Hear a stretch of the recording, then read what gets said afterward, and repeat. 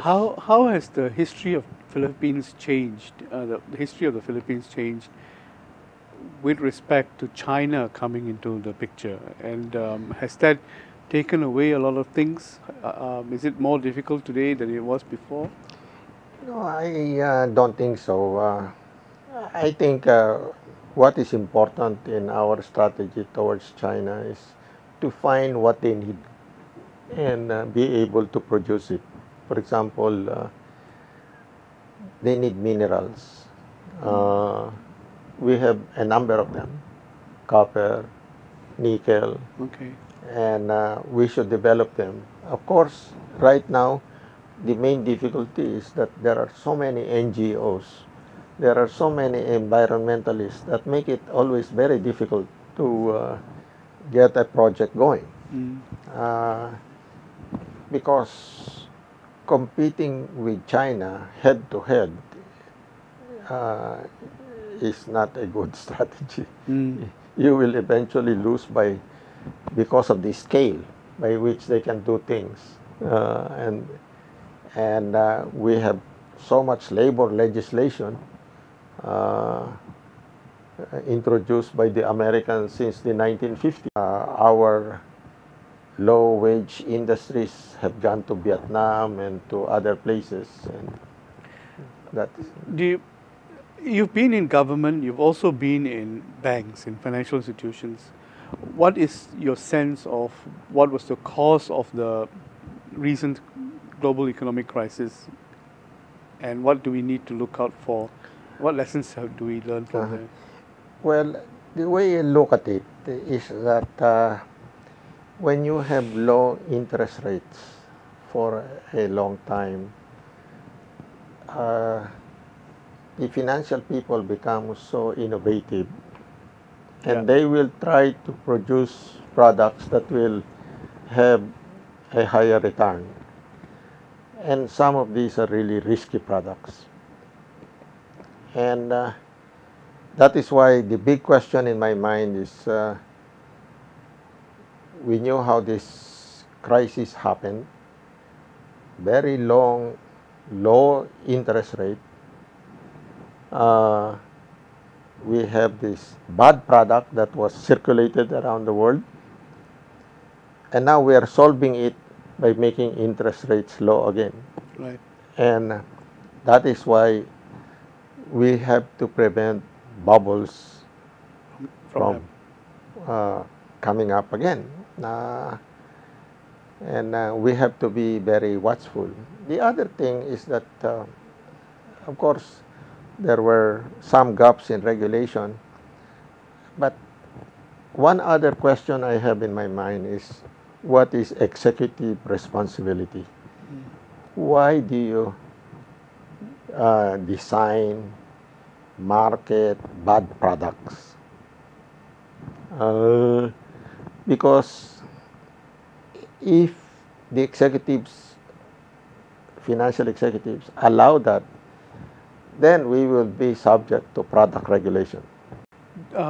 What about the fear of market protectionism coming on? And Well, there are some elements on the fringes already happening, but I think there is a great resistance to it at the present time, as compared with the times when you were in government. yes, the there is tires, there is steel right now, but to me, I think the developing countries are really on the short end of the bargaining in Doha, because in the first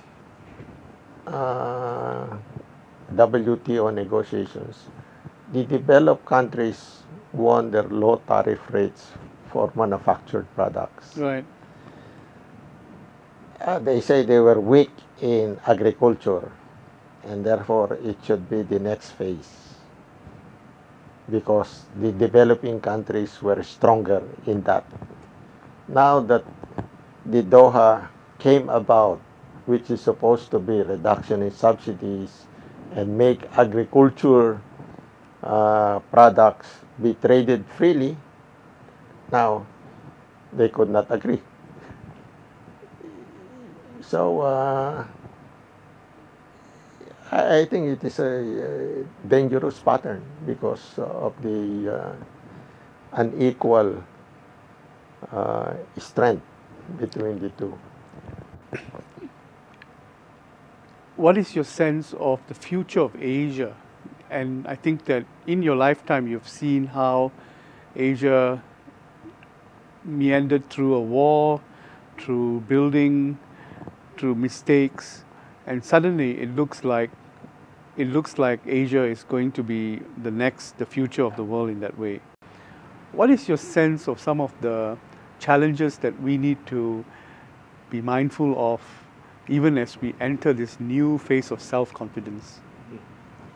Well, I'm really very glad that the major countries in Asia, as well as the smaller ones that are grouping together, have gone into the market, and they like to produce, import, and therefore there is strength in our interaction among ourselves, and I think comparatively we can still produce goods at a very competitive price vis-a-vis Europe or the United States.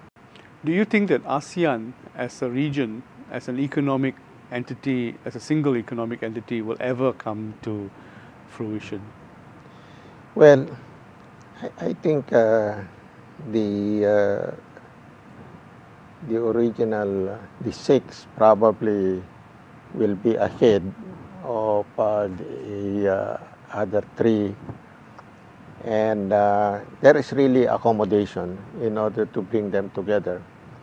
And what is important with ASEAN is that it could be an alternative location for investments, because if, for example, a Western investor would like to invest in China or in India, probably they will need a third one as the economies integrate, and so that